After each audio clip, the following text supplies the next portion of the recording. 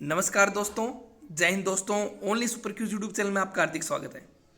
दोस्तों, मैं चलते चलते इतना थक गया हूँ, चल नहीं सकता, मगर मैं सूर्य हूँ, संध्या से पहले ढल नहीं सकता। तो दोस्तों, आप भी पढ़ते पढ़ते थक गए होंगे, तो आपको भी सूर्य की तरह बनना है कि ये संध्या से पहले नहीं ढलता।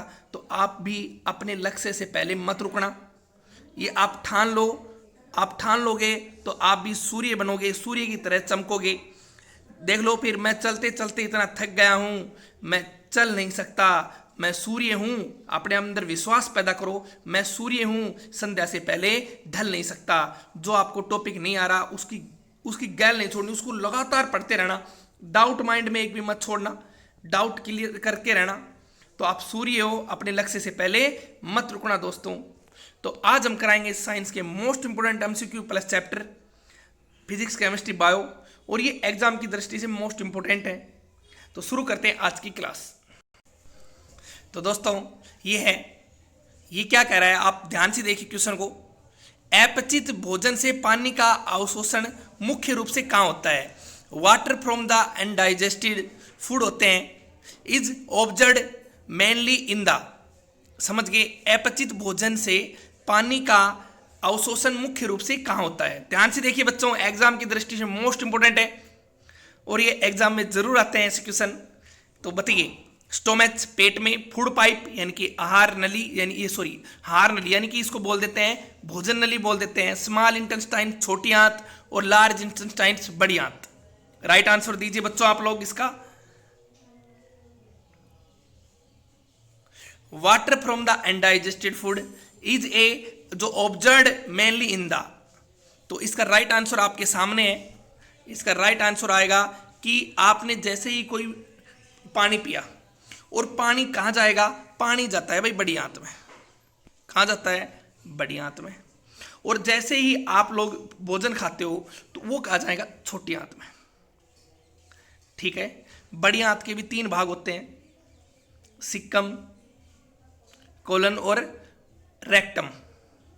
जो इसका इसमें एक बैक्टीरिया पाया जाता है, मैं आपको बता दूं, ई कोलाई।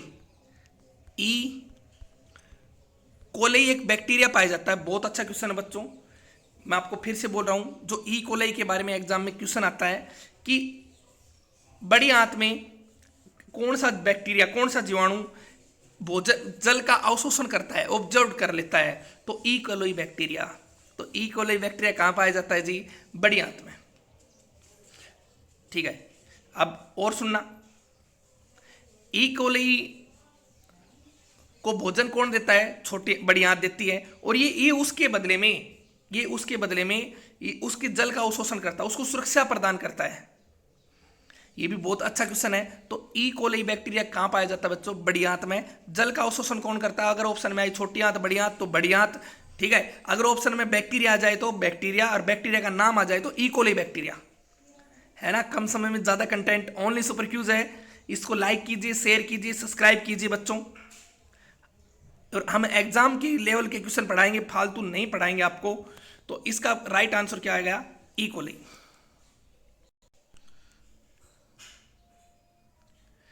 क्या कह रहा है ये? निम्नलिखित में से जो संरचनाएं रक्त को वापस बहने से रोकती हैं, यानी कि ऐसी कौन सी जो स्ट्रक्चर्स होते हैं जो ब्लड को वापस आने से रोकते हैं? जैसे एक बार ब्लड चला गया तो वो वापस आने से रोकेगा।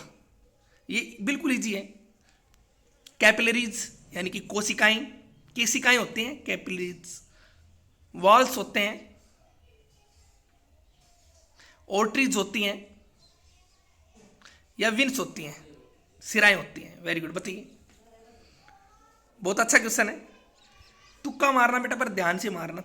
तुक्के भी ध्यान से मारने जाते हैं, आंख मीच के नहीं।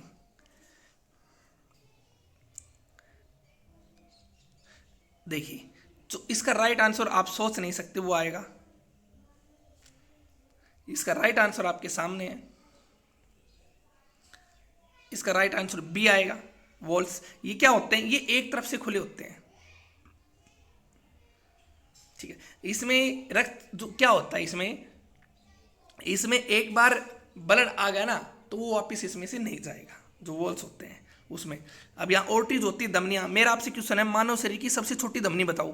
बड़ी तो एरोटा है बच्चों, बड़ी तो एरोटा है ही है, एरोटा को महाधमनी बोल देते हैं। मेरा आपसे क्वेश्चन है, मानव शरीर की सबसे छोटी धमनी ओर्टीज बताओ, सबसे छोटी धमनी।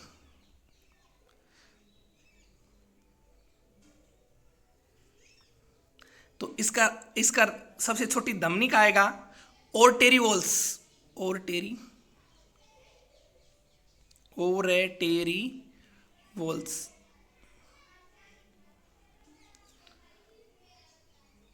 ठीक है, सबसे छोटी सिरा पूछे तो सबसे बड़ी सिरा सबको पता है, superior vena Geva. Vena Geva सबसे बड़ी सिरा है, लेकिन मैं आपसे आज थोड़ा डिफरेंस पूछ रहा हूं, सबसे छोटी सिरा। बच्चों ये ओनली सुपर क्यूज है, और यहां हम आपको एग्जाम लैंग्वेज पढ़ाते हैं, भ्रमित नहीं करते, टाइम वेस्ट नहीं करते, कुछ सीख के जाओगे। बताइए उसका राइट आंसर क्या आएगा। मैं अभी देता हूं आपको कि इसका राइट आंसर क्या आएगा बच्चों। इसका आपके सामने है, और इसका राइट आंसर आएगा वैक्यूल्स, वोक्यूल्स, वोक्यूल्स। ठीक है, काम की बात होंगी सारी, समझ गए। अब आपसे पूछे लार ग्रंथि कितनी होती है जी। लार ग्रंथि 3 होती है, पैरोटिड, सबमैंडिबुलर और सबलिंगुअल।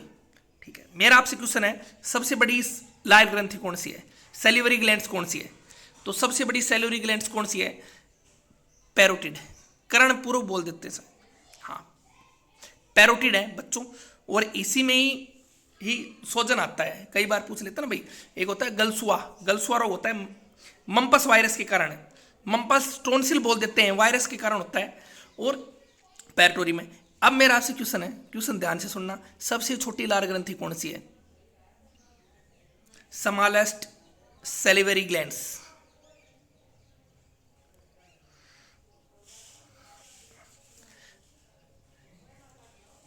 बेटा ये क्वेश्चन है ना, ये एग्जाम में बहुत दिक्कत करी। बताओ शाबाश, क्या आएगा उसका, आएगा सबलिंगुअल, सबलिंगुअल आएगा। ठीक है, अब और एक दो और पूछ लेता हूं। मानव शरीर की सबसे छोटी ग्लैंड तो नहीं, ग्लैंड तो पता है आपको। मानव शरीर की सबसे छोटी सेल बताओ, कोशिका। मानव शरीर की पूछो है, मानव शरीर की सबसे छोटी कोशिका स्पर्म, शुक्राणु।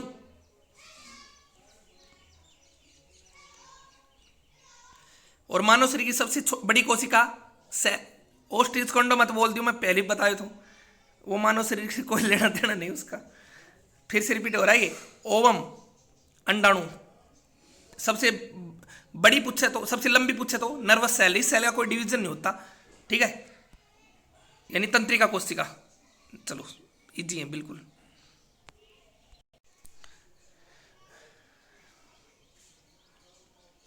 Major part of the human body, निम्नलिखित में से कौन सा मनुष्य में अधिकांश भाग में पाया जाता है। Major part of the human body बताइए, शाबाश। प्रोटीन, जल, विटामिन या कार्बोहाइड्रेट्स।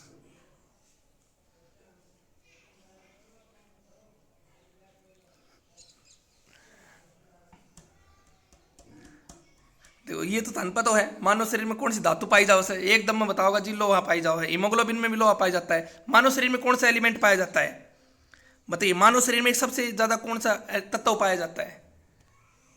मानव शरीर में सबसे ज्यादा तत्व पाया जाता है ऑक्सीजन। मानव शरीर में सबसे ज्यादा मिनरल साल्ट कौन सा पाया जाता है। फिर सुन लो, मानव शरीर में सबसे ज्यादा खनिज लवण कौन सा पाया जाता है। कमेंट में आंसर दीजिए।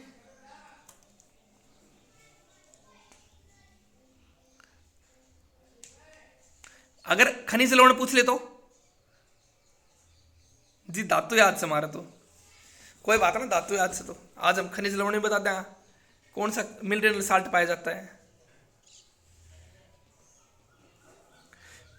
कैल्शियम, ध्यान रखना। और कोई आपसे पूछे ना, मानव शरीर में कैल्शियम के काम करे ब्लड में, ब्लड को हेल्प इन ब्लड क्लोटिंग, रक्त का थक्का बनाने में काम आता है कैल्शियम। विटामिन पूछे तो के, प्रोटीन पूछे तो फाइब्रोजिन प्रोथ्रोम्बिन, कौन से ये रक्त के थक्का हेल्प इन ब्लड क्लोटिंग में काम आते हैं सारे, और मिनरल और साल्ट पूछे तो कैल्शियम। ठीक है, इसका राइट आंसर क्या आएगा बच्चों? इसका राइट आंसर बिल्कुल इजी है, आपके सामने है, वाटर आएगा, जल। मानव शरीर में सर्वाधिक मात्रा में क्या पाया जाता है? जल। मेरा आपसे कमेंट में आंसर दीजिए, ह्यूमन बॉडी में कितने % जल पाया जाता है? शाबाश। और सबसे ज्यादा कहाँ होता है और सबसे कम कहाँ जल पाया जाता है? मानव शरीर में सबसे ज्यादा जल कहाँ पाया जाता है, सबसे कम जल कहाँ पाया जाता है? कमेंट में आंसर दीजिए बच्चों। Which of the following called the digestive bag in the human cell? In the cell है भाई, in the cell, human cell नहीं, इन द सेल। ठीक है, विच ऑफ द जो फॉलोइंग होता है निम्नलिखित में से किसको कोशिका का पाचन थैली कहा जाता है? बताइए। गोल्जी बॉडी को, mitochondria, ribosome, lysosome. Digestive bag in the cell.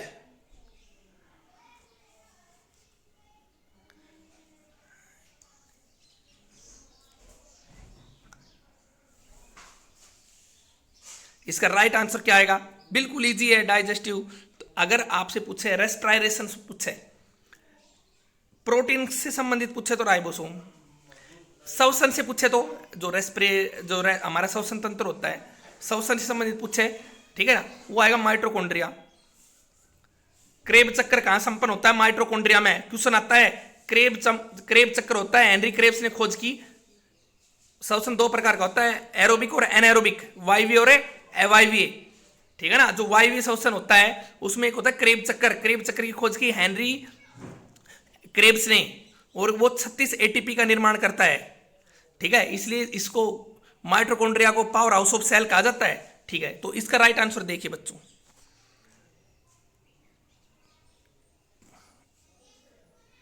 Lysosome को कहा जाता है पाचक थैली। लाइसोसोम को ह्यूमन बॉडी ऑफ सेल कहते हैं, सॉरी सुसाइड बैग कहा जाता है, आत्मघाती थैली कहा जाता है लाइसोसोम को, और एटम बम कहा जाता है। कोई आपसे पूछे एटम बम किसे कहते हैं? लाइसोसोम को कहते हैं बच्चों। हो गया ना? इसमें प्रोटोप्लाज्मा डेड हो जाते हैं, जीव द्रव आके मर जाते हैं, तो इसलिए इसी के कारण ये क्या कहलाता है भाई? लाइसोसोम वो कहलाता है, सुसाइड बैग कहलाता है। देखो, हम आपको भ्रमित नहीं करेंगे, बीच बीच में ये रुक्मणी पब्लिकेशन की बुक है, ये साइंस की बुक है, बहुत जबरदस्त बुक है, बहुत अच्छा कंटेंट दे रखा है। उसमें से मैं कुछ न कुछ चीजें उठा के लाता रहता हूँ, जैसे बीच बीच में भाई हमारा रिपीटेशन हो जाए, किसको याद है तो बताते रहना भाई। ठीक है, ये फिजिक्स का है, कई बार इसके में पूछ लेता है, और पूछता कैसे मैं आपको बता दूं। ये ज़्यादा नहीं, अपनी तो 2 ही सेकंड लगेगी। बुक बहुत अच्छी है बच्चों, हिंदी मीडियम में है। देखिए, डेसी होता है 10 की -1, सेंटी होता है 10 की -2, मिली होता है 10 की 3, माइक्रो होता है 10 की 6, याद हो जाएंगे, पावर है। नैनो, नै और नो, समझ गए ना, नैनो से बांध रहे, तो क्या आएगा 10 की -9। पिको 12 होता है माइनस में। अब देखो एक बार, फेमटो होता है फर्मी, ये क्यों सुनाया था? फर्मी कितना होता है? दूरी की सबसे छोटी बोल देते हैं, इकाई कौन सी है? फर्मी है। और एटो होता है 18, ये तो माइनस में है, अगर यही प्लस में हो जाए तो 10 प्लस में हो जाए तो डेका। ठीक है, सेंटी का हेक्टा 10 की 2, मिली को किला 10 की 3, 10 की 3 देख लो किलो ही बनेगा, 10 गुणा 10 गुणा 10, देख लो 10 गुणा 100 और 100 गुणा 10 1000, तो किलो होगा ना, ऐसे याद कर लो। माइक्रो 10 की 6 माइक्रो और 10 की 6 मेगा। ठीक है, 10 की 9 नैनो और 10 की 9 गीगा। ठीक है, गीगा गीगा, नाक में गीड़ वगैरह आते ना, क्या बोलते उसको, नैनो में वो आ गई। ठीक है, 10 की 12 पिको, 10 की 12 टेरा। 10 की 15 क्या होता है? 10 की 15 -15 है फैटमो या फर्मी, और 10 की 18 क्या होता है? एक्सा। चलो ये हो गया, बिल्कुल ईजी है बच्चों, ये करवाना पड़ता। देखो मेरी तो 2 मिनट लगी, और आपने, मैं क्यों, मेरे कराने का मेन उद्देश्य क्या है? आपने ये चैप्टर उठाए, किसी को 1 महीना हो गया, किसी को 2 महीने हो गए, अब आप देख रहे हो ना, आप 1 सेकंड में याद हो गए। सर ने बताया था 9 से नैनो बनेगा, -9, और घी से कईयों के आंखों में हो जाते हैं ना, आंख दुखनी से आ जाती है, घी से गीगा, अगर 9 से गीगा हो जाता है। नेक्स्ट देखते हैं। हम क्लास का संतुलन बना के चल रहे हैं। संतुलन बनाना बहुत जरूरी है, बैलेंस बनाना। नु को नहीं कि बायो घुटवा दिया एग्जाम टाइम से, पूरी बायो घुट दी, आयो ना बायो में से 2 क्वेश्चन भी, ऐसा नहीं। संतुलन बहुत जरूरी है। नु को नहीं कि सारी हिस्ट्री पढ़ ली, हिस्ट्री में से एक ना आयो, नहीं। हर चीज में संतुलन जरूरी है, हर टॉपिक में संतुलन जरूरी है बच्चों। ठीक है। पौधों के लिए संतुलित उर्वरक है, ए बैलेंस देख ले, संतुलित दे लो। फर्टिलाइजर फॉर प्लांट्स, बताइए। पौधों के लिए सर्व कंपोस्ट है, यूरिया है, सुपर फॉस्फेट है और चूने का सुपर फॉस्फेट है। आया हुआ क्वेश्चन है, रिपीटेड क्वेश्चन है, इनटेक बहुत जबरदस्त क्वेश्चन है। बताइए, मुझे पता है आप क्या बताओगे, पता है मैंने अंतरात्मा की आवाज जानो तारी। पौधों के लिए संतुलित उर्वरक है, कंपोस्ट है, यूरिया है, तो इसका राइट आंसर क्या आएगा? कंपोस्ट आएगा बच्चों। यूरिया जाओगा, क्यों नहीं जाओगे? यूरिया का जाना फर्ज बनता आपका। इसका राइट आंसर क्या आएगा? खाद आएगा। नेक्स्ट देखिए, कितना इजी क्वेश्चन है और एग्जाम का क्वेश्चन है। गैसोहोल, ठीक है, को गैसोलीन के खालिस्तान के मिश्रण से तैयार किया जाता है। गैसोहोल, ठीक है ना, जो मिक्सिंग होता है गैसोलीन, खालिस्तान से तैयार किया जाता है। बताइए, एथिल एल्कोहल से, मिथाइल एल्कोहल से, ब्यूटेन से और टेट्राथिलेंट से।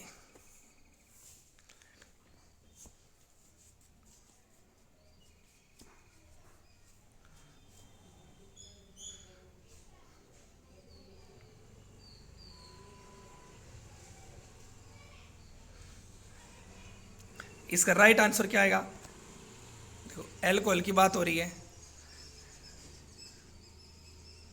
इथाइल एल्कोहल आएगा, इसका ए आएगा इसका राइट आंसर। देखो, शराब बनाई जाता है इथाइल एल्कोहल की।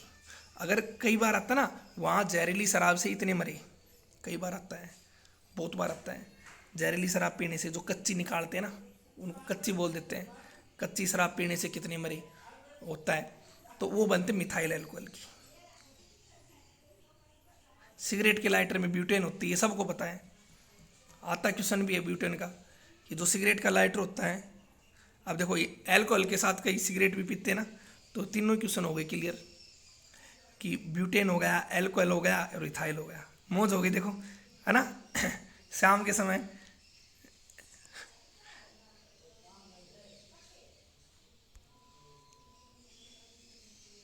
नेक्स्ट देखिए, निर्जल, ठीक है, कैल्शियम क्लोराइड खालिस्तान के रूप में कार्य करता है। बताइए, ड्रग्स के रूप में, ऑक्सीडेंट के रूप में, मोटेटर के रूप में, या फिर निर्जिक्लन एजेंट के रूप में।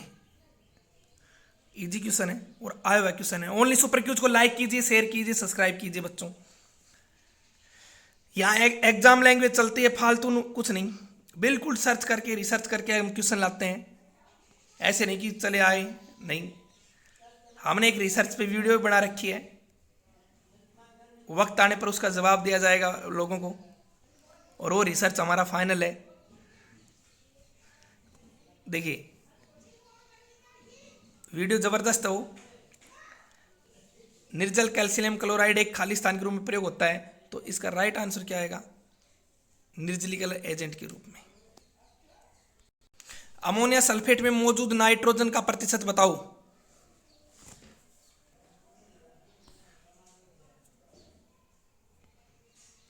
The percentage of nitrogen present in ammonium sulphate.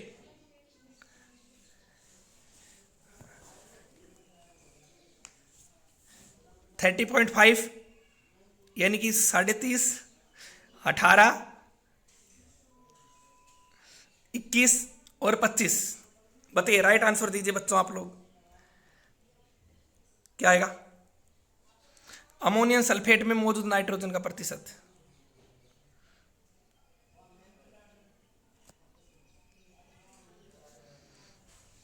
इसका राइट आंसर आएगा 21 आएगा। नेक्स्ट देखिए, ये देखिए, आया हुआ क्वेश्चन है, एचएसएससी ने पूछा था, एसएससी ने पूछा था, अदर स्टेट सभी पुलिस पूछते हैं।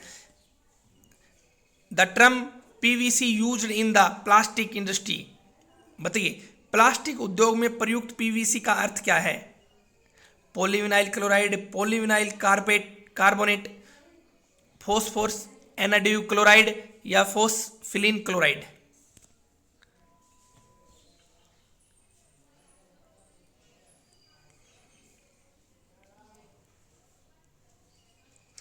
पीवीसी, प्लास्टिक पाइप पे लिखा रहता ना पीवीसी, पॉलीविनाइल क्लोराइड। बिल्कुल इजी है। इसका राइट आंसर क्या आएगा? पीवीसी। प्लास्टिक के पाइप में इसका प्रयोग होता है भाई। प्लास्टिक मैन तो प्लास्टिक पाइप में ऑलरेडी ऑटोमेटिक लिखा रहता है। निम्नलिखित में से कौन सा निलंबन अशुद्धता है भाई?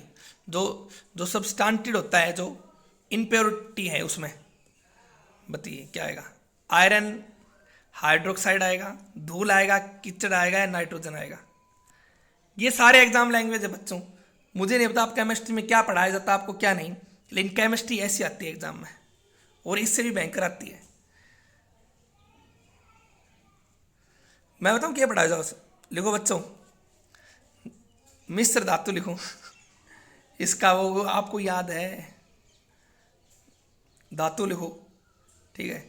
परमाणु की खोज लिखो, ये लिखो, ये सब मैं आज करा दूँ ना 2 मिनट में। एग्जीक्यूशन भी कराऊंगा, देखिए तारे सामने खोज कराऊंगा किसकी किसने करी थी, इतनी जबरदस्त तरीके से होगी।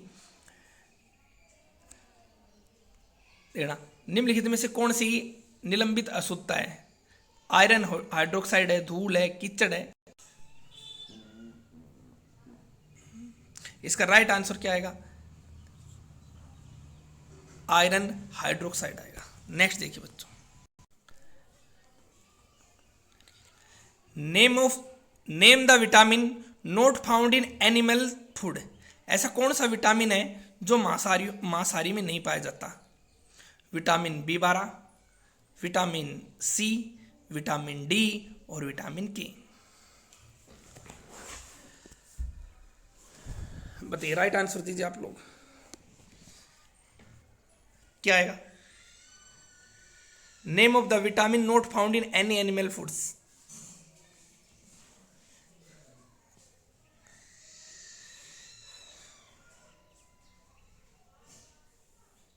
इसका राइट आंसर क्या आएगा? Vitamin C. विटामिन सी मांसाहारी भोजन में नहीं पाया जाता। जो मांस खाते हैं तो वो विटामिन सी की उम्मीद नहीं करें। कईयों को शक्कर भी रोग हो रहा है, उन्होंने यार चिकन खा लें, मटन खा लें, ठीक है ना। आप उनकी बजाय आप आंवला खाइए, खट्टी चीज़ खाइए, ठीक है। तो विटामिन सी किस में नहीं पाया जाता? विटामिन सी मांसाहारी में नहीं पाया जाता, ठीक है। ये अब मैं थोड़ी विटामिनों के बारे में सारी बात बताएं, ये वो ये तो आपको सबको याद है, बिल्कुल ही जय। विटामिन सी का रासायनिक नाम क्या है? एस्कोर्बिक अम्ल। देखो, चाय में कौन सा अम्ल होता है? टेनिन। और अगर कोई आपसे पूछ ले आंवले में कौन सा अम्ल होता है, तो एस्कोर्बिक अम्ल होता है बच्चों, क्योंकि विटामिन सी का भरपूर स्रोत क्या है? आंवला तो है।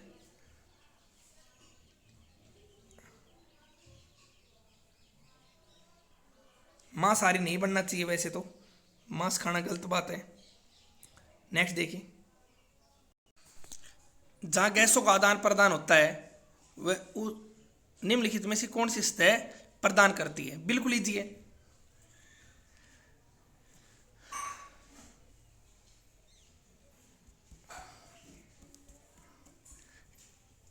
श्वसनी करती है, कर्पिका करती है, फुस्फास्वरण करता है या डायग्राफ करता है?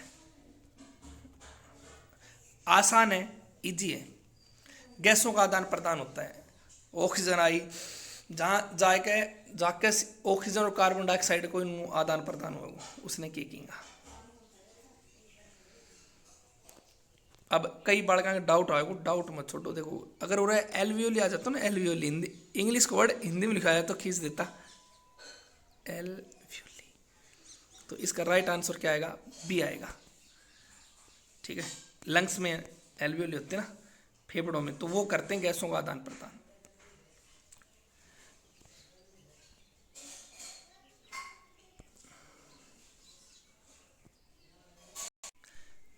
Which of the following incorrect about lungs. Lungs के बारे में क्या गलत है, बताइए।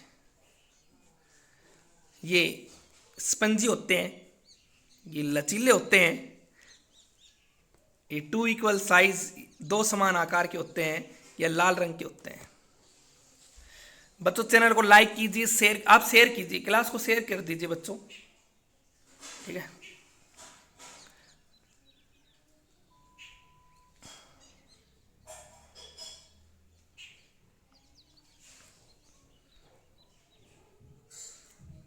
निम्नलिखित में से क्या फेफड़ों के बारे में गलत है? देखिए इसका राइट आंसर, ध्यान रखना, लंग्स रेड कलर के होते हैं, ये तो बिल्कुल इजी है।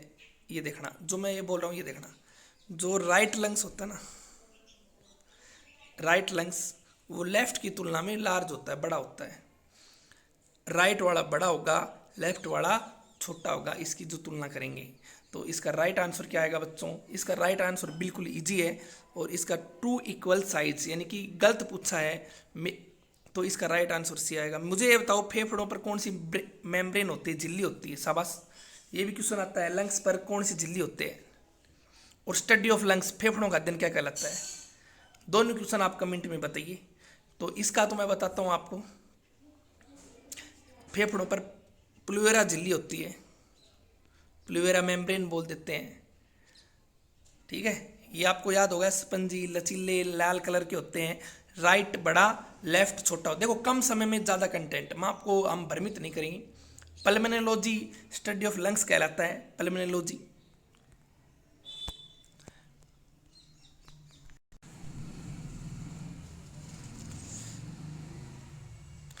प्लूरा बोल देते हैं, प्लूरल बोल देते हैं, मेम्ब्रेन होती है फेफड़ों पर, लंग्स पर एक झिल्ली होती है, प्लूरल मेम्ब्रेन। हार्ट का तो पता है, पेरिकार्डियक होता है, ये तो नॉर्मल है। हार्ट पर कौन सी मेम्ब्रेन होती है? पेरिकार्डियक मेम्ब्रेन होती है बच्चों। अब आप ये देखना जो मैं बता रहा हूँ, पल्मोनोलॉजी कह लेते हैं स्टडी ऑफ लंग्स को। स्टडी ऑफ एयर, बालों का अध्ययन क्या कहलाता है बताइए? स्टडी ऑफ एयर, कमेंट में आंसर दीजिए। बालों का अध्ययन ट्रैकोलॉजी, ट्राइकोलॉजी बोल देते हैं इसको, trichology, study of hair, trichology.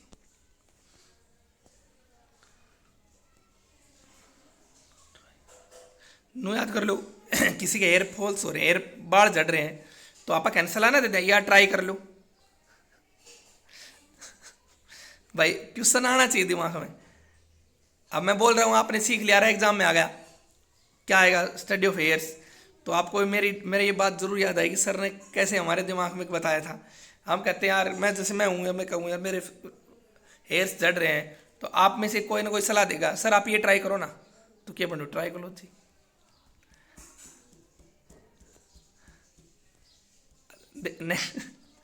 Next चलें, समझ में आ गया ये क्वेश्चन, ठीक है। ये क्या कह रहा है सुन लेना, बिल्कुल इजी है, पहले मेरी भाषा में सुनना। ये क्या कह रहा है, क्या भोजन और वायु के लिए साझा मार्ग है? निम्न, ये एक देखो, हमने भोजन किया और सांस लिया, इनका एक साझा मार्ग होता है, ये एक जगह पर जाकर ये दोनों अलग हो जाते हैं। इनका एक ऐसा पॉइंट आता है, ये वहां जाकर क्या हो जाती हैं? अलग हो जाते हैं। तो इसने वही बात पूछी है, इनका जो सेन साझा मार्ग कौन सा है?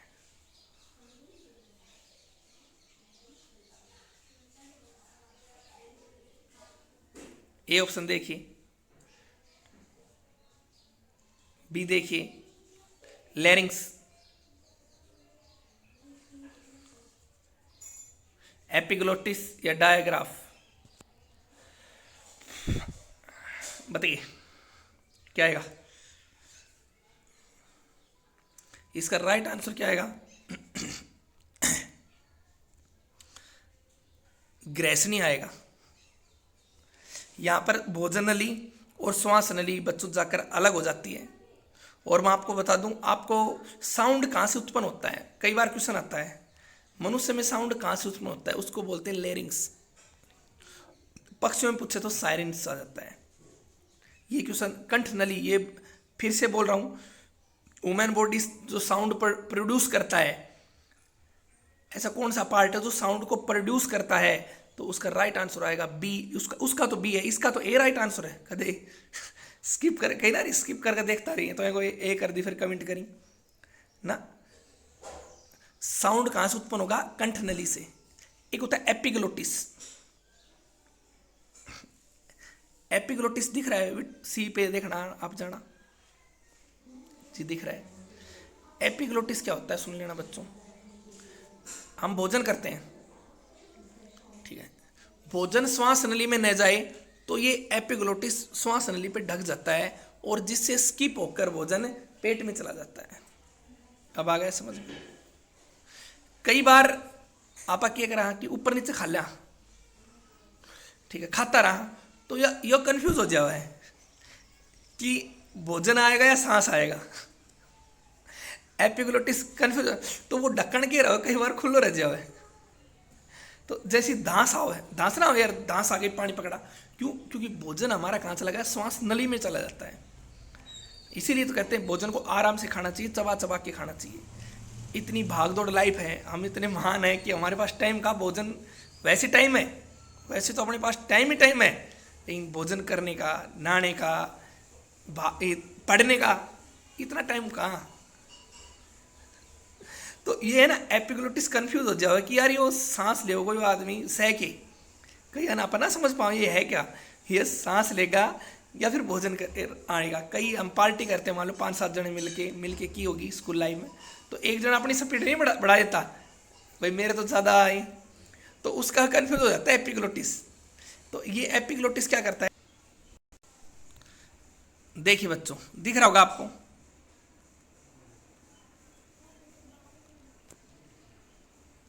ये देखिए वैज्ञानिक उपकरणों की सूची। अल्टीमीटर, अब ज़्यादा नहीं 2 मिनट में क्लियर है। अल्टीमीटर की खोज किसने की, देखो इस बुक ने खोज बता रखी है बच्चों, बहुत अच्छी बुक है, रुक्मणी पब्लिकेशन की बुक है, पॉल कोल्समैन ने की। इसका उपयोग समुद्र तल से किसी वस्तु की ऊंचाई मापने में किया जाता है, मुख्यतः वायुयानों की ऊंचाई। वायुयान कितनी ऊंचाई पर उड़ रहा है, इधर नहीं है, ठीक है ना, तो उसे अल्टीमीटर पॉल कोल्समैन ने कॉल करके, नो याद करो, अल्टीमेट दे दिया उसको कॉल करके, भाई तुझे इतनी ऊंचाई पर उड़ा रहा है, हम तुझे अल्टीमेट देते हैं। याद करने का तरीका ही, तो क्या आएगा, कोल्समैन ने करी। एनीमोमीटर, एनीमोमीटर आता है हवा की गति, दिशा और दबाव को मापने के लिए। एनीमोमीटर बच्चों ये याद कर लेना, ये हल्के क्वेश्चन नहीं है। अल्टीमीटर, एनीमोमीटर की खोज लिख लो, देख लो, लियोन बटिस्टा अल्बर्टी ने। अल्टीमीटर इसे विद्युत धारा को मापने के लिए प्रयोग में लिया जाता है, अल्टीमीटर बोल देते इसको। फ्राइडियर ड्रेक्सलर ने। ऑडियोमीटर, ध्वनि की तीव्रता को मापने वाला यंत्र, ठीक है, ऑडियोमीटर। अलेक्जेंडर ग्राम बेल ने खोज करी थी ऑडियोमीटर की, ये भी क्वेश्चन आया हुआ है। ऑडियोमीटर की खोज किसने की, किसने खोजा ऑडियोमीटर को, अलेक्जेंडर ग्राम बेल ने। आगे देखिए अगला, एक्सेलेरोमीटर, एक्सेलेरोमीटर भाई जॉर्ज एडवर्ड ने खोज की। जो हमारा एक्सीलरेशन होता है त्वरण, त्वरण को मापने के लिए किसका प्रयोग किया जाता है, रेलवे का फेवरेट क्वेश्चन है ये, त्वरण को मापने के लिए किसका प्रयोग किया जाता है भाई, एक्सेलेरोमीटर को। जो एक्सेलरेशन होता है ना त्वरण, त्वरण को मापने के लिए एक्सेलेरोमीटर का। बैरोमीटर का, बैरोमीटर का प्रयोग देखो आप, बिल्कुल इजी है, सॉरी बोलोमीटर, अभी तो बोलोमीटर आ रहा है। अवरक्त किरणें, इंफ्रारेड को मापने के लिए बोलोमीटर, ये भी क्वेश्चन बहुत इंपॉर्टेंट है। बोलोमीटर को मापने के लिए इंफ्रारेड का प्रयोग किया जाता है। सैमुअल्स पियरपोंट और लैंगले ने की थी। बैलोमीटर लगाया, बैरोमीटर लगाया, फिर से बोल रहा हूं दोनों ही ऊपर नीचे हैं। 6 नंबर पर बैरोमीटर, 7 नंबर पर बोलोमीटर। बच्चों बोलोमीटर के बारे में आया हुआ क्वेश्चन है। इंफ्रारेड किरणों को मापने के लिए, इंफ्रारेड होती हैं अवरक्त किरणें, अवरक्त किरणें मतलब जो टीवी के रिमोट कंट्रोल में अवरक्त किरणें होती हैं। धुंध में फोटोग्राफी करने के लिए अवरक्त किरणों का ही प्रयोग किया जाता है, ठीक है। और अवरक्त किरणों की खोज किसने की थी, मैं लिख देता हूं, ये रहा इंफ्रारेड, ये रहा, इसकी खोज अर्सेल ने करी थी। अर्सेल ने खोज करी थी। टीवी के रिमोट कंट्रोल में धुंध में या कोहरे में फोटोग्राफर करने के लिए अवरक्त किरणों खोज की जाती है। और इसको मापने के लिए किसका प्रयोग किया था, बोलोमीटर का। मैं इसके लिए दबाव दे रहा हूं, ये क्वेश्चन आया हुआ है। नेक्स्ट देखिए, एटमॉस्फेयर प्रेशर को मापने के लिए किसका प्रयोग किया जाता भाई, बैरोमीटर का। वायुमंडलीय दाब को मापने के लिए हम बैरोमीटर का प्रयोग करते हैं। एवांगे लिस्टा टेरोसेली ने खोज करी थी इसकी। ये देखिए 6 करवा दी, कितने इजी हैं, जानदार शानदार है। ओनली सुपर क्यूज को शेयर कीजिए, लाइक कीजिए, सब्सक्राइब कीजिए। बुक बहुत अच्छी है, रुक्मणी पब्लिकेशन की है। नेक्स्ट देखिए, देखिए शाबाश, क्यूरेटर विलियम स्टारजियो ने खोज की है विद्युत जनरेटर से विद्युत धारा की दिशा को उल्टा करने हेतु। साइक्लोट्रॉन अर्नेस्ट लॉरेंस ने खोज की। ये क्या था इसका? इसका था जो माइक्रोवेव होता है ना, माइक्रोवेव में अवशोषित कणों को त्वरण के प्रयोग हेतु लाया गया। बिल्कुल इजी है ये तो। क्रोनोमीटर एग्जाम में आया था। क्रोनोमीटर जॉन हर्शेल ने खोज करी। समुद्री परिवहन के दौरान स्थानीय समय व दिशांतरण को याद करने के लिए आप किस देश में चले गए तो उसकी समय याद करने के लिए क्रोनोमीटर का प्रयोग किया जाता है। डिलेटोमीटर एब व फिजाओ ने खोज करी पदार्थ का जो वॉल्यूम मापने के लिए और खाली और घनत्व मापने के लिए किसका प्रयोग, डेंसिटी मापने के लिए किसका प्रयोग किया जाता है, ये आप कमेंट में बताइए। नेक्स्ट देखिए, इलेक्ट्रोमीटर विलियम स्नो हैरिस ने खोज करी विद्युत धारा में वोल्टेज को ज्ञात करने के लिए, विभवांतर को ज्ञात करने के लिए।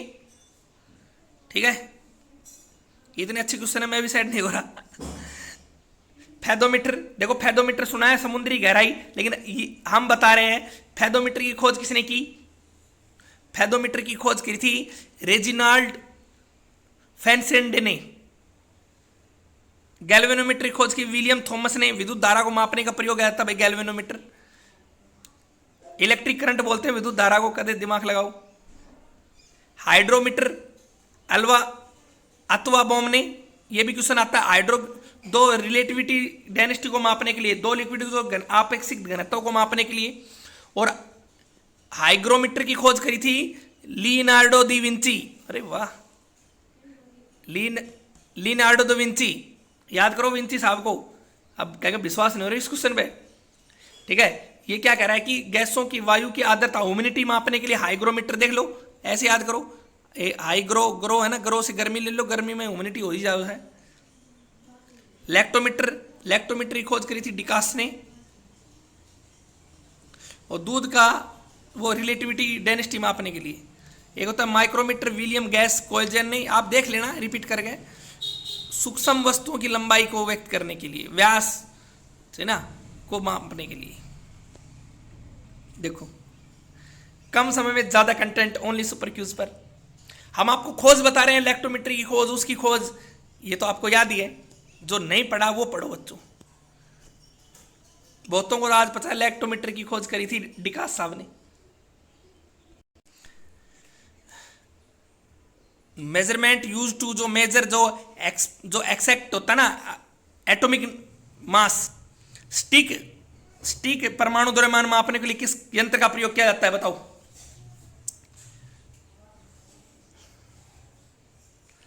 बेटा ये ओनली सुपर क्यूज है, इस पर हम आपको बिल्कुल एग्जाम लैंग्वेज चलाएंगे। देखो बुक भी, एग्जाम लैंग्वेज भी, फिजिक्स केमिस्ट्री बायो, आपको खुद ऐसा लगेगा हाँ हम कुछ कर रहे हैं।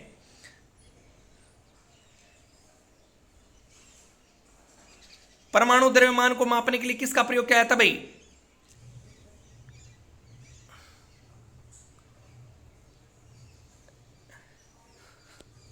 ये हमारा कुछ नहीं, सब एग्जाम लैंग्वेज है। इसका राइट आंसर ए आएगा, मास स्पेक्ट्रोमीटर का।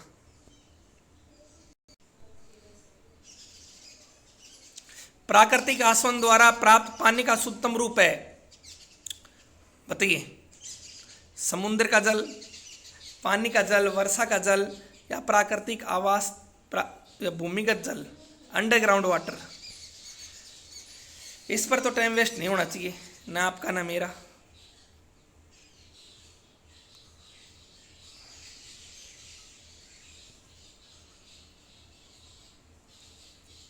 इसका राइट आंसर आएगा वर्षा का जल।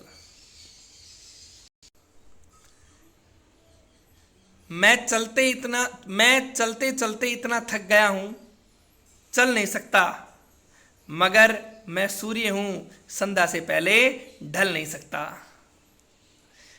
दोस्तों, आप पढ़ते पढ़ते थक गए होंगे, किसी को कितनी साल तैयारी हो गई, कितनी, लेकिन लक्ष्य से पहले आपको रुकना नहीं है। लक्ष्य जरूर मिलेगा। सूर्य जैसे ढलता है, कितनी तपत छोड़ता है, फिर उसको कोई बारिश आती है, उसकी तपत को ढीला कर देती है, कितना तपता है। फिर आप कितने पढ़ते हो, फिर कोई ऐसी विपदा आती है वो आपकी पढ़ाई को डिस्टर्ब कर देते हैं, ठीक है। लेकिन तब भी वो उनसे विचलित होकर वापस नहीं भागता, शाम को ढलता जरूर है, अपने घर मंजिल तक जरूर पहुंचता है। मंजिल तक जाना है तो जाना है, चाहे कुछ हो जाए, एम पकड़ना है तो पकड़ना है।